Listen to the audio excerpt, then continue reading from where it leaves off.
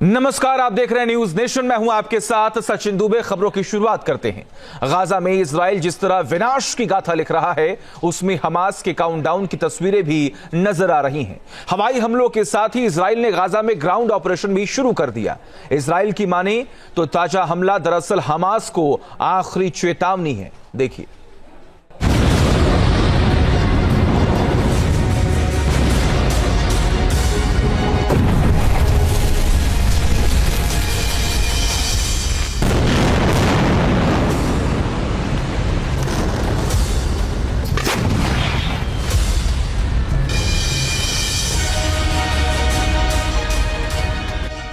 आसमान से बरसाई बर्बादी, अब जमीन से बारी आई।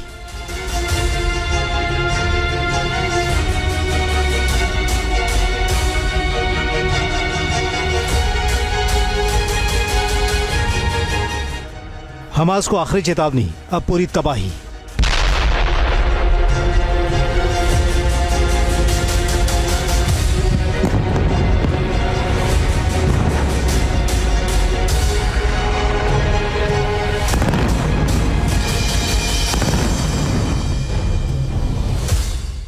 गाजा में सबसे बड़ा ऑपरेशन सफाया, अब पूरा कब्जा होगा। या रब, या रब, या रब सल्लम, या रब। हवाई हमलों के जरिए गाजा को हमास की कब्रगाह बनाने के बाद इजरायली बंदूकें जमीन से गरजनी शुरू हो गई हैं। इजरायल ने विनाश के इस सीक्वल में गाजा पट्टी के सेंट्रल हिस्से और दक्षिणी इलाके को निशाना बनाया है। ये तस्वीरें बता रही कि इजरायली सेना IDF जबरदस्त कॉम्बेटिव फोर्स के साथ गाजा के इन अंदरूनी हिस्सों में रफ्तार से आगे बढ़ती जा रही है।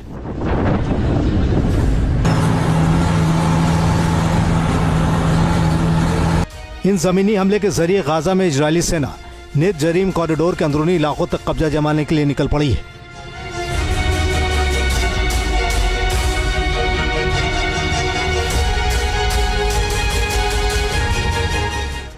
IDF ने तय किया है कि उसकी गोलानी ब्रिगेड गाजा में सदर्न कमांड इलाके में मौजूद रहेगी।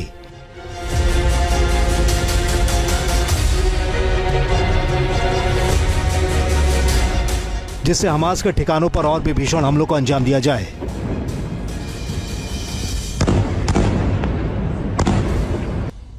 दरअसल इजरायल का इरादा इस बार पहले के हमलों से बिल्कुल अलग है। इजरायल गाजा के अंदर अपने नियंत्रण में सिक्योरिटी जोन को बढ़ाने की कोशिश कर रहा है और ताजा हमला उस प्लानिंग का ही हिस्सा है। IDF ने बाकायदे ऐलान किया है कि उसने गाजा में बेहद सटीक ग्राउंड ऑपरेशन को लॉन्च कर दिया है। इन हमलों से साफ है कि इजरायल गाजा में कॉम्बैट जोन का ताबड़तोड़ विस्तार कर रहा है ताकि वहां से रिहायशी इलाकों को हटाया जा सके। टाइम्स ऑफ इजरायल ने खबर दी है कि इजरायल जल्द ही इन नए कॉम्बेटिव जोन से लोगों को दूर जाने की वार्निंग जारी कर सकता है। इजरायल के रक्षा मंत्री इजरायल कात्ज ने हमास को धमक दिखा दी है। कात्ज ने कहा है कि गाजा में अगर हमास की मौजूदगी बनी रही तो ये संपूर्ण विनाश और विध्वंस का सबब बन जाएगी।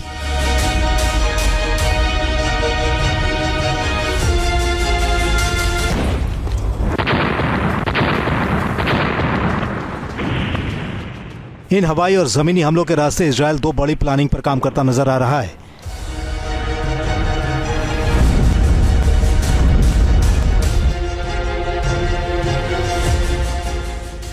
इजरायल की निगाहें दरअसल उत्तरी और दक्षिणी गाजा में आंशिक बफर जोन बनाने पर टिकी हैं।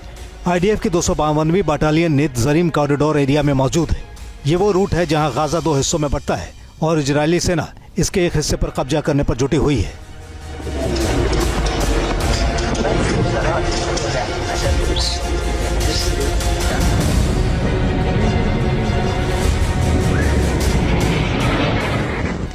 इन हमलों से जाहिर हो रहा है कि इजरायल अब गाजा पर पूरे नियंत्रण की ओर रफ्तार से बढ़ता जा रहा है।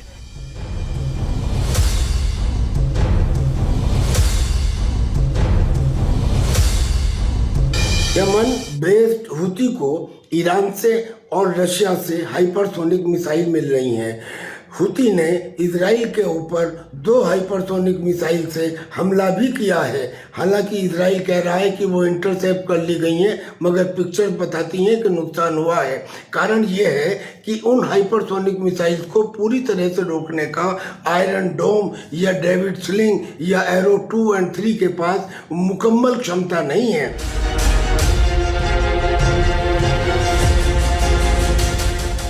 इजराइल कह रहा है कि जब तक हमास के कब्जे से एक एक बंधक की रिहाई नहीं हो जाती है, ये ऑपरेशन खत्म नहीं होने वाला है।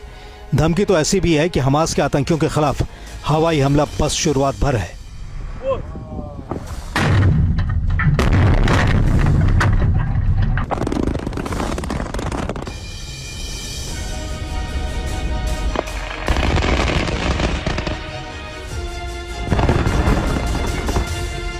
हमास के कब्जे में इस वक्त 59 बंधक हैं, जिनमें 24 जिंदा बंधक और 35 बंधकों के शव शामिल हैं।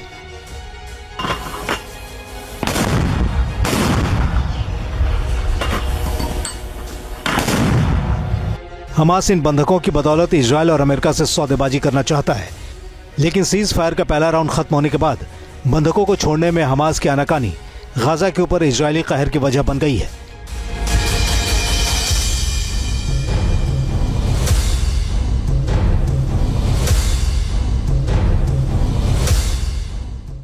पिछले 15 महीने की जंग में गाजा का 90% हिस्सा मटिया मेट हो चुका है।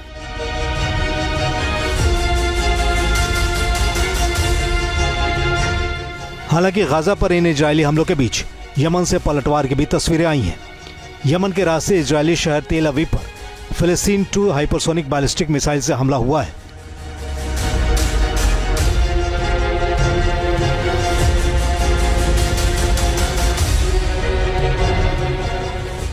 हमले का सायरन बजते ही इजरायल के प्रधानमंत्री बेंजामिन नेतन्याहू और उनके सहयोगियों की इजरायली संसद से बाहर निकलने की तस्वीरें सामने आई हैं।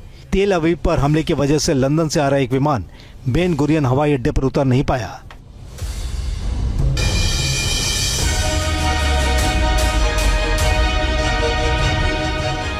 अमेरिका के पूर्व प्रेसिडेंट जो बिडेन का इजराइल को उस तरह का सपोर्ट नहीं था जिस तरह का सपोर्ट अब डोनाल्ड ट्रंप दे रहे हैं। डोनाल्ड ट्रंप ने इजराइल को खुली छूट दे दी है।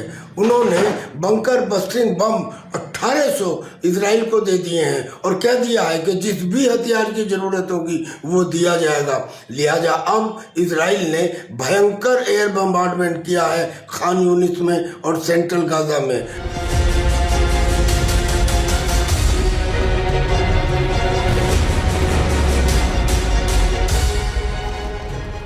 दरअसल गाजा में हमास के वजूद के ऊपर खतरा मंडरा रहा है।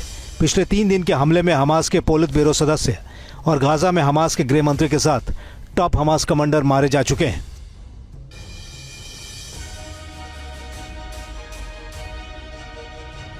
हमास का दावा है कि इजरायली हमलों में 400 से ज्यादा फिलिस्तीनियों की मौत हो गई है।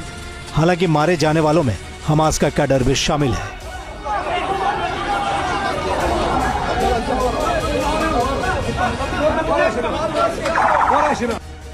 माना जा रहा है कि इजरायल से मात खाता दिख रहा है हमास अब नई साजिशें रचने वाला है। हमास दुनिया के अलग अलग मुल्कों में अमेरिका और इजरायल के दूतावासों को टारगेट कर सकता है। साजिश है कि दूतावासों पर हमले के बाद हमास इससे इनकार कर सकता है।